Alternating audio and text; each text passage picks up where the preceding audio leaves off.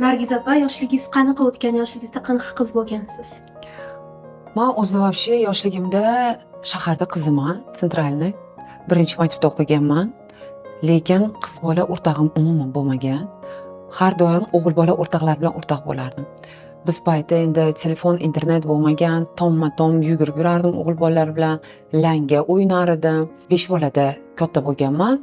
Mahalladoshlarim ketdik dalaga ishlaymiz desa, o'g'il bolalar bilan dalaga chiqib, pomidor terganman, karam terganman. 3 oylik kanikulda kerak bo'lsa, posudamoykalig ham qilganman. Yoshligim shunaqa o'tgan. Hatto biz boy oiladan bo'lganmiz, lekin meni buvamlar meni erkalatmagan, ayamlar erkalatmagan, hammasi высшее образование, vrach bo'lishgan. Men как будто для себя, для выживания katta bo'lganman-da. Hozir o'ylasam, to'g'ri qilishgan ekan deyman. Chunki biz hozirgi paytda farzandlarimizga biz hamma narsani qilib beryapmiz-da. Men paytda unaqa bo'lmagan, hamma yoqqa o'zimiz yetishganmiz.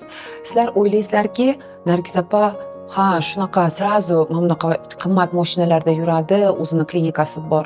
Yo'q, bularga asta-sekinlik bilan, avvalambor onamning duosi bilan mana shu paytgacha yetib keldim. Odam srazu hamma narsali bo'lib qolsa, qiziqi qolmaydi hayotda. Nimaga? Stimul qolmaydi. Agar inson asta-sekin, etap-etap chiqsa, tevaga qara, kerak bo'lsa har bitta gugurt cho'pigacha qadrlaydi. Nimaga? O'zini peshona teri bilan olganda u narsani.